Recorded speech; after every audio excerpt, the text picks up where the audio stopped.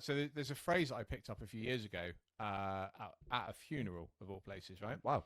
Um, I'll give you a really brief, quick story. I went to a funeral. I was asked to film the funeral. I've done Slightly it different to a wedding. slightly different to a wedding. So went to this funeral, filmed the funeral, and the lady whose husband had sadly passed away. She does humanist ceremonies and so forth. And it was actually a real honor to be asked to do it because she's like very spiritual, really lovely lady. And he was a musician. I like totally resonated with his story. Just such a lovely guy, always like touring and so forth. Great vocalist and a real great storyteller as well. So when she asked me if I'd and I know she wouldn't mind me telling you this. So when she asked me to do it, I was like, okay, cool. Right, I've filmed funerals before, but like she didn't want just like me to film it so that relatives could watch the ceremony. She wanted me to come to the house, and her partner was going to be in the coffin in the house, right? So at that point, having done a lot of media stuff over my life, I've been to road accidents. I've done, I've photographed things where bad stuff's happened. I know I've seen dead bodies before, but I've never like gone, okay, cool. Tomorrow at 2 o'clock, you're going to see a dead body. I was like, wow. But like, I didn't see a dead body.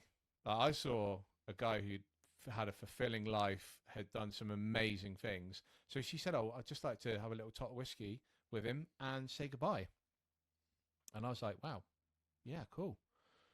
So she said, "Would you mind doing some filming?" I was like, "Yeah, cool." So she kind of opened it up, and it was really lovely because her and her Why opened it up? You mean the casket? Yeah. opened it up. It Yeah. was it was weaved out of willow, and her husband's ex partner had weaved the coffin together. Like like where in the world is like that to me is where like so one of my biggest things is which was going to be my number three, but I will come back to it, and that is love. And so for me, where in the world does that barrier for love that you're like actually, I'm going to weave this coffin with the person who also loved him, right? Beautiful moment. So anyway, she lifts it up. Oh, that is She some lifts deep it up, level thinking. opens it up, and I'm just like I look at him and I'm like, wow. I just went, hey buddy, how you doing? I was like, wow, I really love the pin you got on you on, and like I don't know whether that was a like we were just saying about that confidence thing of walking into that room and just getting it done, and it was that was my defense mechanism. But when she had a little tot of whiskey and she gave him a kiss, and she put that lid on, and I just thought, do you know what? There's a couple of things for me. I was like, I'm not afraid anymore.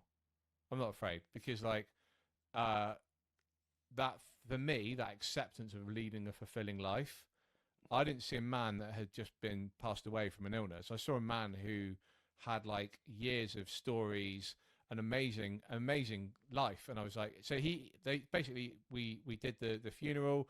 One of their friends took the ceremony. It was beautiful. He went into you'll love this. He's a touring musician. So he went into for his last gig in the back of a white van. So he got picked up, and it was a dirty old van, and they'd written in the back of it Chris's last tour. It was just beautiful, mate, absolutely beautiful. But that's not where I was going with this story. There's a phrase I picked up at that funeral, and it was a phrase I believe that was said within their kind of like friendship group and so forth, and it was that magic isn't found in perfection. Mate. And like for me, what the most beautiful thing is that, and this was what I was saying about number two.